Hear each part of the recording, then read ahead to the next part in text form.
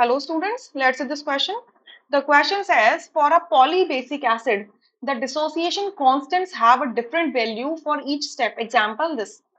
What is the observed trend of dissociation constant in successive stages? चार options आपको given है.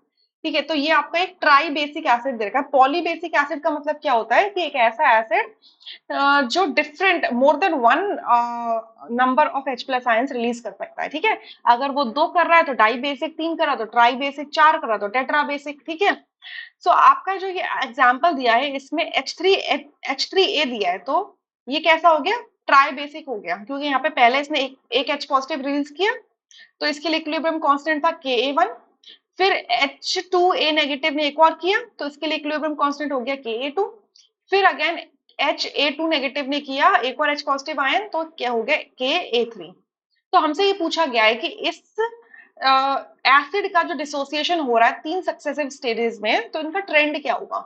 अब देखिए, पहला जो डिसोसिएशन होता है वो न्यूट्रल स्पीशी से होता है. So neutral species easily cation release कर सकती है. ठीक है, H प्लस आयन रिलीज कर सकती है. क्लियर? अच्छा, जो सेकंड डिसोसिएशन हो रहा है उसमें आपका एक एनायन, एक नेगेटिवली चार्ज स्पीशी से आप एक प्रोटॉन रिलीज करवा रहे हो, जो कि क्वाइट डिफिकल्ट होगा इलेक्ट्रोस्टैटिक फोर्सेस की वजह से. राइट.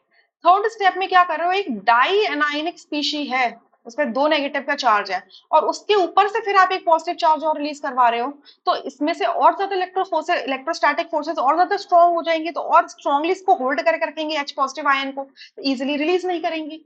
तो अगर इजिली रिलीज नहीं करेंगे H प्लस आयन को, तो आपका डिसोसिएशन कांस्टेंट की वैल्यू क्या होगी? लोअर हो जाएगी, क्योंकि जितने भी डिसोसिएशन कांस्टेंट्स होते हैं, इक्विलिब्रियम कांस्टेंट होते हैं, उसमें क्या होता है formula? Concentration of product upon concentration of reactant होता है ना, ईच की पावर देयर इज स्टोइचियोमेट्रिक कोएफिशिएंट हो जाता है.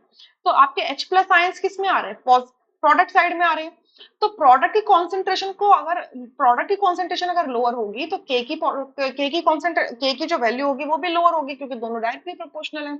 सो हम यहाँ से क्या समझ सकते हैं कि Ka1 की जो वैल्यू होगी वो ज्यादा होगी Ka2 से, एंड Ka2 की ज्यादा होगी Ka3 से. ये ट्रेंड देखने को मिलेगा. सो हमारा ए ऑप्शन यहाँ से करेक्ट होगा, rest options would be incorrect. I hope you understood. Thank you.